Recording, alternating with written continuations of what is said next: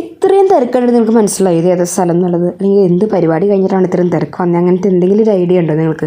Yes, ഇന്നാണ് നമ്മുടെ Uthralikkavu sample. കുറേ കേട്ടിട്ടുണ്ടെങ്കിലും ആദ്യമായിട്ടാണ് ഞാനും ഉത്രാളിക്കാവ് പൂരത്തിൻ്റെ സാമ്പിൾ എടുക്കിട്ട് കാണാൻ പോണത്. ഇത് കാരണം ഞങ്ങൾ ഒട്ടുപാറ നടക്കാൻ തീരുമാനിച്ചു. അപ്പോൾ അവിടെ നിന്ന് ഞങ്ങൾ മാറാത്തുകുന്ന് വഴിയുള്ള ഒരു ഷോർട്ട് കട്ട് വഴിയാണ് പോയത്.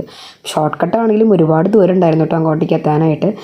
എന്നാലും നമ്മൾ ഒരു നീണ്ട യാത്രയ്ക്ക് ശേഷം എന്ന് തന്നെ പറയാം, ഒരു മാരത്തോൺ യാത്ര കഴിഞ്ഞത് അടുത്ത യാത്ര അങ്ങനെയായിരുന്നു എനിക്ക് ശരിക്കും ഫീൽ ചെയ്തത്. ഞാൻ അത്രയും ദൂരം ഉണ്ടെന്ന് പ്രതീക്ഷിച്ചിട്ടുണ്ടായിരുന്നില്ല. അങ്ങനെയാണ് നമ്മൾ ഉത്രാളിക്കാവ് അമ്പലത്തേക്ക് എത്തിയത്. പക്ഷെ മഴ ചതിച്ചു കേട്ടോ. മഴ ഉച്ചയ്ക്ക് പെയ്തതിൻ്റെ പേരിൽ ഈ പടക്കങ്ങളൊക്കെ പിന്നെയും ഒരു ആദ്യം മുതൽ ഫില്ല് ചെയ്യേണ്ട അവസ്ഥയായിരുന്നു. സോ 7:30 പൊട്ടുന്നു പറഞ്ഞ സാധനം പിന്നെ 9:30 പൊട്ടുന്നുള്ള അറിയിപ്പാണ് നമുക്ക് കിട്ടിയത്. അങ്ങനെ ഈ 9:30 വരെ ആക്കാൻ എന്ത് ചെയ്യുന്ന ആലോചിക്കുമ്പോഴാണ് എങ്കിക്കാട് ദേശത്തിൻ്റെ ചമയം ഒരുക്കിയിരിക്കുന്നത് കണ്ട്. അപ്പം ഞങ്ങൾ അവിടേക്ക് കയറി. പിന്നെ ഫുള്ള് കത്തിവയ്പ്പായിരുന്നു. കുറേ ദിവസം കൂടിയിട്ട് ഫ്രണ്ട്സ് എല്ലാവരും മീറ്റ് ചെയ്തതിൻ്റെ ഒരു ആവേശം ഉണ്ടാവുമല്ലോ. പിന്നെ കൃത്യം 9:30 തന്നെ വെടിക്കെട്ട് സ്റ്റാർട്ട് ചെയ്തെന്നുള്ളതാണ് ഏക ആശ്വാസം.